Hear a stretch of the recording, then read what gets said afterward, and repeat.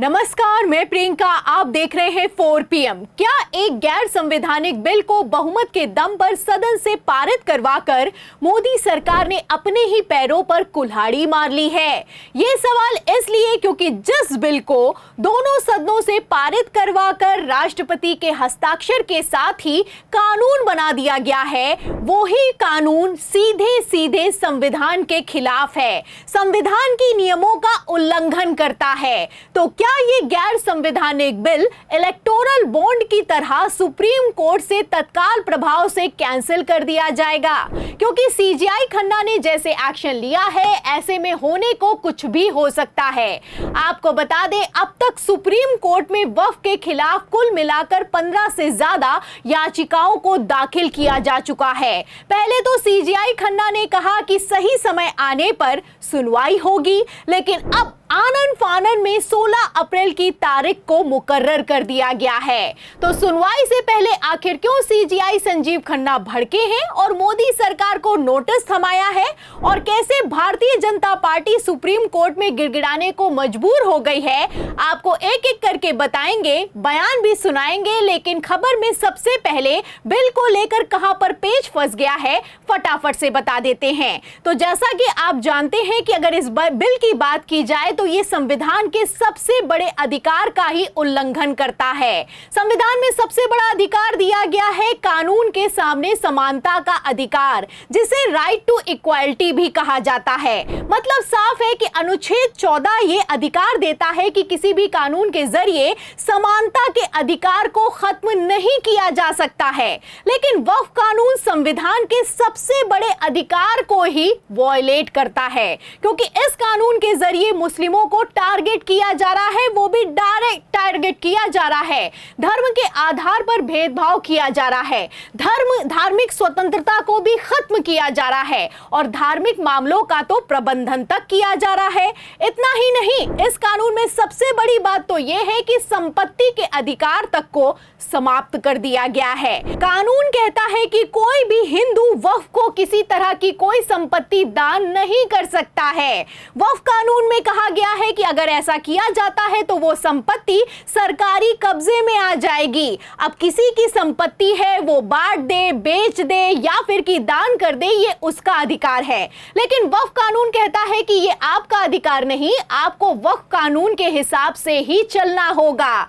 इसी मसले को लेकर पहले तो कपिल सिब्बल ने राज्यसभा में बवाल कर दिया और साफ साफ कहा कि मैं हिंदू हूं, मेरी संपत्ति है, मैं डिसाइड करूंगा कि मुझे इसका क्या करना है, सरकार का इसमें क्या ही काम है। अब जब सदन में सुना नहीं गया है तो इसी को लेकर सुप्रीम कोर्ट में कपिल सिब्बल ने जबरदस्त दलीलें दी हैं। सुप्रीम कोर्ट में वक्फ बिल को चैलेंज किया है तो सीजेआई संजीव खन्ना भी अर्जेंट सुनवाई के लिए तैयार हो गए हैं। फिलहाल साफ दिखाई दे रहा है कि कैसे सेकुलरिज्म को खत्म करके हिटलर शाही चलाई जा रही है, संविधान की खुलेआम धज्जियां उड़ाई जा रही हैं। वैसे भी मोदी सरकार ने दावा किया था कि अब की बार अगर 400 पार हो गया तो संविधान को बदल देंगे। अब ये लोग संविधान को तो बदल नहीं पा रहे हैं, तो आप देख सकते हैं कि किस तरीके से कानून को ही बदला जा रहा है। जिस कानून और संविधान पर सुप्रीम कोर्ट की नींव टिकी है, उसी कानून को बदलने की तैयारी है। ऐसे में 15 मई को रिटायरमेंट के ठीक पहले सीजेआई संजीव खन्ना की सुप्रीम कोर्ट में अग्नि परीक्षा होने वाली है, क्योंकि अब सुप्रीम कोर्ट की भी इज्जत दांव पर आ गई है।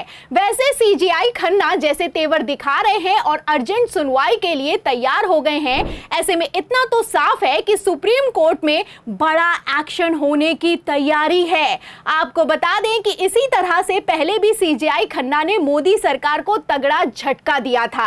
आपको याद होगा कि किस तरीके से मस्जिद मंदिर विवाद को पूर्व सीजेआई चंद्रचूड़ ने ज्ञानवापी में सर्वे की इजाजत देकर सांप्रदायिक दंगे भड़का दिए थे। उसी पर जब सीजेआई संजीव खन्ना ने कमान संभाली तो संबल विवाद के बाद तत्काल रोक लगा दी गई, स्टे लगा दिया गया, और सीजेआई संजीव खन्ना की तरफ से साफ कहा गया कि यहां खोदो वहां खोदो बिल्कुल भी नहीं चलेगा। इतना ही नहीं, सीजेआई संजीव खन्ना ने पहले तो मोदी सरकार को नोटिस थमाया, लेकिन जब इस मसले को लेकर मोदी सरकार ने तारीख निकल जाने के बावजूद जवाब नहीं दिया तो सीजेआई खन्ना भड़क गए और साफ कह दिया कि कोई नया केस आदेश या फिर कि सर्वे नहीं चलेगा और जब तक केंद्र जवाब नहीं देगा तब तक इस कानून पर स्टे लगाया जाता है। मतलब साफ है कि वक्फ कानून की सुनवाई को लेकर भी सीजीआई संजीव खन्ना एक बार फिर से पुराने तेवरों में दिखाई दे रहे हैं। जाहिर सी बात है कि 16 अप्रैल की सुनवाई में जब तक सुप्रीम कोर्ट से कोई फैसला ना आए तब तक सीजीआई खन्ना इस वक्फ कानून पर स्टे लगा सकते हैं। अब इसी स्टे लगने से और वक्फ कानून के कैंसिल होने के डर से मोदी सरकार की हालत खराब दिखाई दे रही है। इसीलिए सीजीआई संजीव खन्ना के तेवरों को भांपते हुए केंद्र की तरफ से वक्फ कानून की याचिकाओं के खिलाफ आनन फानन में सुप्रीम कोर्ट में कैविएट को दाखिल कर दिया गया है और डिमांड की गई है कि हमारे पक्ष को सुने बिना किसी तरह का कोई फैसला अचानक से ना लिया जाए। खेल समझिए, जो मोदी सरकार कोर्ट के नोटिस का जवाब सुनवाई की डेट निकल जाने के बावजूद नहीं देती है, अब वही मोदी सरकार सुप्रीम कोर्ट में कह रही है कि वक्फ कानून पर फैसला लेने से पहले हमारा जवाब जरूर सुना जाए और जल्दबाजी में किसी तरह का कोई फैसला ना लिया जाए। आपको बता दें कि सुप्रीम कोर्ट में 16 अप्रैल को दिग्गज वकीलों की फौज उतारी जाएगी। पहले ही 15 से ज्यादा याचिकाएं वक्फ के खिलाफ सुप्रीम कोर्ट में दाखिल की जा चुकी हैं। ऐसे में एक तरफ अभिषेक मनु सिंह भी होंगे, कपिल सिब्बल जैसे तेज तर्रार वकील कमान संभालेंगे, तो वहीं दूसरी तरफ मोदी सरकार की तरफ से तुषार मेहता समेत कई दिग्गज वकीलों को उतारा जा सकता है। चूंकि मोदी सरकार की तरफ से पहले ही सुप्रीम कोर्ट में कैविएट को दाखिल कर दिया गया है, इसीलिए सूत्रों के मुताबिक मिली जानकारी के हिसाब से सुप्रीम कोर्ट ने मोदी सरकार को नोटिस थमाया है और नोटिस थमाते हुए साफ साफ आदेश पारित करते हुए कह दिया है कि वक्फ कानून को आखिर क्यों बरकरार रखा जाए, इस पर जवाब देने के लिए 16 अप्रैल को सुप्रीम कोर्ट में तैयार हो जाइए। फिलहाल सुप्रीम कोर्ट के तगड़े एक्शन के बाद और सीजीआई खन्ना के तत्काल सुनवाई के रिएक्शन के बाद से साफ दिखाई दे रहा है कि मोदी सरकार की हालत खराब है। फिलहाल इस पूरे मसले पर आपको क्या लगता है? कथित गैर संवैधानिक वक्फ कानून को लेकर मोदी सरकार 16 अप्रैल को सुप्रीम कोर्ट में क्या जवाब देगी या फिर कि भाग खड़ी होगी? इस सवाल के जवाब में सीजीआई खन्ना के एक्शन पर, मोदी सरकार के रिएक्शन पर आपकी क्या राय है? क्या सीजीआई संजीव खन्ना रिटायरमेंट से ठीक पहले ऐतिहासिक फैसला देंगे या फिर कि चुपचाप रिटायरमेंट ले लेंगे? जो भी आप सोचते हैं हमें कमेंट बॉक्स में जरूर लिखें। वीडियो को ज्यादा से ज्यादा शेयर करें, हमारे चैनल को लाइक करें, सब्सक्राइब करें, ज्वाइन करें। फिर मिलती हूं अगली खबर के साथ, तब तक के लिए धन्यवाद।